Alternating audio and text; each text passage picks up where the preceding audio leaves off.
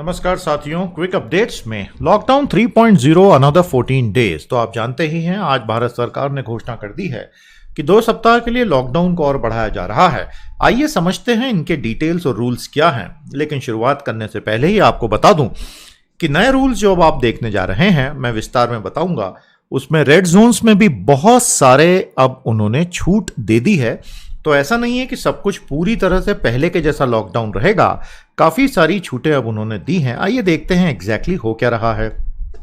तो लॉकडाउन 1.0 जब आया था, उस वक्त किसी को भी लॉकडाउन 2.0 की उम्मीद नहीं थी, लेकिन वो मजबूरी में लाना पड़ा। और अब लोग उम्मीद कर रहे थे कि 4 मई को सब खुलेगा। लेकिन लॉकडाउन 3.0 एक लिमिटेड लॉकडाउन लाया गया है। इसको एक कॉम्प्रिहेंसिव लॉकडाउन बिल्कुल भी नहीं कहेंगे। और क्यों नहीं कहेंगे, अब मैं आपको बताने जा रहा हूं। ये पूरा का पूरा ऑफिशियल जो पीआईबी पे रिलीज हुआ है नोटिस, वो मैं आपको एमएचए का बता रहा हूं। Step by step, point by point बताऊंगा। बहुत सरल है, समझ में आ जाएगा। प्यारे दोस्त, आप सबसे पहले देखेंगे मिनिस्ट्री ऑफ होम अफेयर का यह कहना है कि अभी भी हमें ऐसा लगता है कि कुछ समस्याएं हैं और रिस्क प्रोफाइलिंग ऑफ डिस्ट्रिक्ट्स हमने की है रेड, ग्रीन और ऑरेंज में। उस हिसाब से अब हम आपको बता रहे हैं कि 14 दिनों में क्या क्या होगा, क्या क्या नहीं होगा। ये रिस्क प्रोफाइलिंग आपको पता ही है।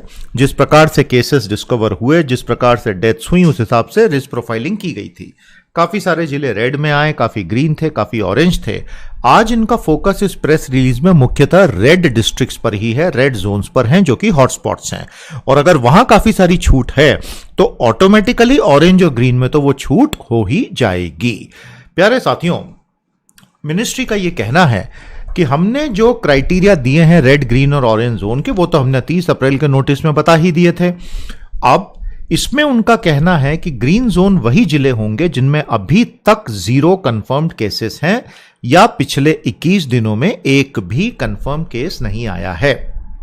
रेड जोन का वर्गीकरण जिलों का जो किया गया है, total number of active cases, doubling rate of confirm cases, कितनी टेस्टिंग और सर्वेलांस हुआ है, इसके आधार पर होगा। और ये डायनामिक बेसिस पे होता रहेगा। जो रेड और ग्रीन नहीं है वो ऑटोमेटिकली ऑरेंज हो जाएंगे। समझ में आ गया? वीकली बेसिस पर ये सब कुछ किया जाएगा। और जो कुछ भी मिनिस्ट्री ऑफ हेल्थ और फैमिली वेलफेयर ने दे रखा है, आप उससे लोअर नहीं कर सकते अपनी मर्जी से। ये स्टेट और डिस्ट्रिक्ट को बोला जा रहा है। प्यारे दोस्तों, म्युनिसिपल कॉरपोरेशंस के बारे में भारत के अनेक जिलों में 1 से अधिक म्युनिसिपल कॉरपोरेशंस होते हैं। तो होम अफेयर मिनिस्ट्री का यह कहना है प्यारे दोस्तों कि म्युनिसिपल कॉरपोरेशंस में, मतलब वहां शहर ही होते हैं, और इन शहरों में आबादी और आबादी का घनत्व ज्यादा होने से इंटरमिक्सिंग ज्यादा होती है, जिससे केसेस ज्यादा बढ़ रहे हैं। तो उनका कहना है कि जो ऐसे जिले हैं जहां म्युनिसिपल कॉरपोरेशंस हैं, मतलब लगभग सभी जिले आ जाएंगे इसमें, उनको 2 जोन्स में बांट दिया जाएगा। एक जोन जो एरिया बाउंड्री में आता है एमसीज का, यानी म्युनिसिपल कॉरपोरेशन का, और जो नगर निगम म्युनिसिपल कॉरपोरेशन या नगर पालिक निगम के बाहर आता है। जो बाहर आता है एरिया एमसीज का, ऐसे जिलों में जहां पिछले 21 दिनों में कोई केस नहीं आया है, तो उस जिले को अगर रेड या ऑरेंज बोला गया है तो उस क्षेत्र को ऑरेंज या ग्रीन कहा जाएगा। समझ में आ गया? तो ये अपने आप में बहुत जटिल होता जा रहा है और हर जिले के प्रशासन को अब बहुत ही कंटिन्यूअस बेसिस पर मीडिया में और व्हाट्सएप के जरिए लोगों तक जानकारी पहुंचानी पड़ेगी।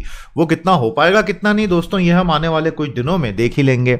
आपको समझ में आ गया? तो इस प्रकार से नॉन म्युनिसिपल कॉरपोरेशन एरिया को अगर 21 दिनों में केसेस नहीं है तो एक स्टेज लोअर कर सकते हैं। तो फिर उस हिसाब से बहुत सारी छूटें मिल जाएंगी। चौथे बिंदु में कहती है मिनिस्ट्री कि कंटेनमेंट जोन, जो कि रेड में भी हो सकते हैं, ऑरेंज में भी हो सकते हैं, जहां पर मैक्सिमम कोविड-19 का खतरा फैला हुआ है, इन्फेक्शन के तेजी से फैलने का खतरा सबसे ज्यादा है, यह डिफाइन किया जाएगा वहां के जिला प्रशासन के द्वारा। एक्टिव केसेस, ज्योग्राफिकल स्प्रेड और बिल्कुल क्लियर पेरीमीटर एनफोर्समेंट के हिसाब से होगा। एक व्यक्ति के मोबाइल फोन में आरोग्य सेतु ऐप होना कंपलसरी होगा कंटेनमेंट जोन में, और यहां पर बहुत ज्यादा सर्वेलांस होगा, कॉन्टैक्ट ट्रेसिंग होगा, हाउस टू हाउस सर्वेलांस होगा, होम या इंस्टीट्यूशनल क्वारंटीनिंग होगा और क्लिनिकल मैनेजमेंट होगा। तो सारा फोकस अब कंटेनमेंट जोन्स पर आने वाला है अगले 14 दिनों में। समझ में आ गया?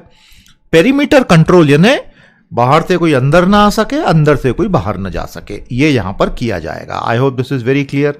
मेडिकल इमरजेंसीज और असेंशियल गुड्स और सर्विसेज के अलावा किसी भी तरह की गतिविधि की अनुमति नहीं होगी। 5वें बिंदु में मिनिस्ट्री कहती है बहुत सारी एक्टिविटीज पूरे भारत में ग्रीन जोन हो या ऑरेंज जोन हो या रेड जोन हो, बिल्कुल प्रतिबंधित रहेंगी।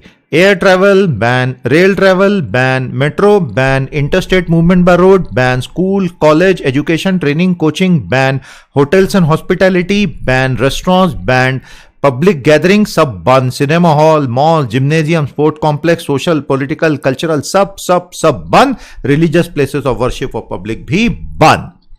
लेकिन अगर मिनिस्ट्री से परमिशन ली गई है तो एयर, रेल और रोड ट्रांसपोर्ट अलाउड होगा। यह बहुत बड़ा एक्सेप्शन है। इसका मतलब एयरलाइंस काम करना शुरू कर देंगी? जी हां, इसका यही मतलब होता है। और प्राइवेट एयर से कितने लोग जा सकते हैं? तो इसका मतलब तो वही निकलता। और फिर रेल का शायद इसलिए दिया है क्योंकि माइग्रेंट वर्कर्स को अलाउ कर रहे हैं। तो अब इसका क्या एग्जैक्ट मीनिंग है आने वाले दिनों में मिनिस्ट्री बताएगी। उम्मीद करते हैं 14 दिन खत्म होने के पहले ही बता दे। छठे बिंदु पर हम आ रहे हैं दोस्तों, यहां आप बिल्कुल स्पष्ट देख रहे हैं, बहुत क्लियर इसमें बोला गया है कि 7 बजे के बाद और 7 बजे के पहले कोई भी मूवमेंट अलाउ नहीं होगा। तो आप बाहर नहीं निकल सकते नॉन एसेंशियल में। हाँ, मेडिकल रीजन से जाना पड़ रहा है, बात अलग है।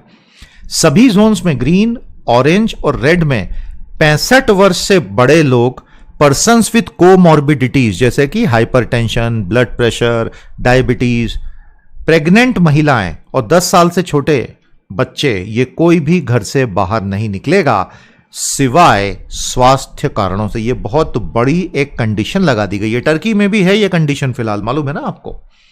उसके अलावा प्यारे दोस्तों, रेड, ऑरेंज और ग्रीन हो उसमें ओपीडी चलते रहेंगे, मेडिकल क्लिनिक चलते रहेंगे। रेड जोन्स में जो कंटेनमेंट जोन के बाहर हैं, ये बहुत ध्यान से समझ लीजिए, रेड जोन्स में बहुत सारी छूट दे दी है सरकार ने। तो दरअसल लॉकडाउन 3.0 लॉकडाउन 1 और 2 का बहुत ही हल्का वर्जन होने वाला है। लॉकडाउन 3.0 में रेड जोन में, कंटेनमेंट जोन के बाहर काफी सारी गतिविधियों को इन्होंने परमिट किया है, लेकिन कईयों को प्रोहिबिट भी कर दिया है। साइकिल रिक्शा, ऑटो रिक्शा नहीं चलेंगे, टैक्सी और उबर ओला नहीं चलेंगे, इंट्रा डिस्ट्रिक्ट और इंटर डिस्ट्रिक्ट बसेस नहीं चलेंगी, बार्बर शॉप, स्पा, सैलून्स नहीं चलेंगे क्योंकि मैक्सिमम फिजिकल टच इसी में होता है। लेकिन रेड जोन में बहुत कुछ अलाउ है। यह गुड न्यूज है अगर हम इंडिविजुअल फ्रीडम और अभी काम की जरूरत के हिसाब से देखें तो। लेकिन लोगों ने अगर सोशल डिस्टेंसिंग मेंटेन नहीं की तो फिर यह बैड न्यूज हो जाएगी भाई। तो अब जिम्मेदारी लोगों की है। रेड जोन में भी प्यारे दोस्तों मूवमेंट ऑफ इंडिविजुअल और व्हीकल अलाउड है। 2 लोग बैठ सकते हैं 4 व्हीलर में ड्राइवर के अलावा। 2 व्हीलर पे पीछे कोई नहीं बैठेगा। नॉर्मली 3 से 4 लोग जो आप बिठाते हैं, अब आप एक को भी नहीं बिठाएंगे। इंडस्ट्रियल एस्टेब्लिशमेंट्स चालू रह सकती हैं। अलग अलग प्रकार की कंस्ट्रक्शन एक्टिविटीज जहां मजदूर साइट पर ही रहेंगे वो अलाउ कर दी गई है। इंडिविजुअल दुकानें सारी खुली रह सकती हैं रेसिडेंशियल कॉम्प्लेक्स के अंदर या बाहर, लेकिन बड़े बड़े बाजार नहीं खुलेंगे और इसमें किसी भी प्रकार की दुकान खुल सकती है, असेंशियल, नॉन असेंशियल। तो कई लोगों को जो इतने दिनों में अब आवश्यकता महसूस होने लग गई है तो वो दुकानें खुल जाएंगी शायद से पान की। E commerce activities red zones में भी परमिटेड होगी एसेंशियल गुड्स में। प्राइवेट ऑफिसेस खुल सकते हैं 1/3 स्टाफ के साथ, बाकी के लोग घर से। मतलब प्रैक्टिकली सरकार ने बोल दिया है सारे निजी कार्यालय खुल सकते हैं। इसका तो यही मीनिंग हुआ ना। और सरकारी दफ्तरों में भी रूल्स के साथ चलेगा। उसके अलावा और कई सर्विसेज बिना रिस्ट्रिक्शंस के चलेंगी। पब्लिक सर्विसेज पूरी ऑन की जा सकती हैं। सभी कृषि गतिविधियां रेड जोन्स में भी अलाउड होंगी। समझ में आ गया। फिर बड़ी बात, फाइनेंशियल सेक्टर में bank, non banking, insurance, capital market, credit cooperative, इन्हें चालू रखा जाएगा। मैं रेड जोन्स की बात कर रहा हूं, वहां पर भी अलाउड है। समझ में आ गया प्यारे दोस्तों। तो प्रैक्टिकली छूट तो बहुत सारी मिल चुकी है। कमर्शियल और प्राइवेट एस्टेब्लिशमेंट्स को अलाउ कर दिया है, तो मतलब ऑरेंज और ग्रीन में तो है ही अलाउड। तो प्रैक्टिकली भारत धीरे धीरे अब लॉकडाउन से बाहर आ रहा है। इसमें प्रिंट और electronic media, IT, ITES, data call centre, इन्हें ऑन किया जा सकता है। समझ में आ गया? लेकिन वो 1/3 वाला रूल शायद उन पे लागू होगा। इस पॉइंट में उन्होंने वो लिखा नहीं है, इसलिए मैंने शायद यूज किया। ऑरेंज जोन्स में in addition to activities of red zone, taxi और कैब एग्रीगेटर उबर और ओला को ऑरेंज जोन में 1 ड्राइवर और 2 पैसेंजर के साथ अलाउड किया जाएगा। समझ में आ गया? तो ये तो बहुत बड़ी बात हो गई। तो ग्रीन जोन में तो अलाउड हो ही गए, मतलब रेड और कंटेनमेंट को छोड़कर उबर ओला पूरे भारत में शुरू हो सकता है। ग्रीन जोन में सभी एक्टिविटीज परमिटेड हैं, लेकिन पूरे देश में जो कुछ एक्टिविटीज नहीं है कि रेल, एयर ट्रांसपोर्ट वगैरह, सिवाय एमएचए की परमिशन के, वो अलाउड नहीं होगा। बसेस केवल आधी भरी जाएंगी, बस डिपो केवल आधे चलेंगे। दोस्तों, इसमें थोड़ी समस्या आ सकती है। सोशल डिस्टेंसिंग में अगर आधी बस भी भर दी तो पूरी तरह से सोशल डिस्टेंसिंग होगी नहीं, तो हर व्यक्ति को अपनी अपनी रिस्क लेके चलना है। जहां तक माल वाहन ट्रांसपोर्ट का पूरा सवाल है, सो गुड्स ट्रांसपोर्ट पूरी तरह से अलाउड है। Movement of cargo, cross land border trade, दूसरे देशों में जाने से कोई नहीं रोकेगा। अलग से पास नहीं चाहिए उसके लिए, यह सब कुछ अलाउ किया गया है। समझ में आ गया दोस्तों? अलग से कोई परमिशन किसी को लेने की अब जरूरत नहीं है। तो बेसिकली भारत सरकार ने, अगर आपने ये पूरा ध्यान से देखा है, लॉकडाउन 3.0 पहले से बहुत ही हल्का कर दिया है, बहुत सारी छूटें दे दी हैं। तो जो पहले न्यूज के साथ लगा था कि लॉकडाउन, अब आपको समझ में आ जाएगा कि दरिया लीली दिखाते हुए बहुत कुछ खोला गया है, लोगों पे भरोसा करके कि लोग सावधान रहेंगे। दोस्तों, हमारे सेशंस अच्छे लग रहे हो तो यूट्यूब चैनल्स को लाइक करें, कंट्रीब्यूट करें, फ्री सेशंस यूज करें और पीटी गुरुकुल के कोर्सेज भी देखिए। अभी के लिए इतना ही, कल अगले सेशन के साथ फिर भेंट करेंगे। नमस्ते, जय हिंद।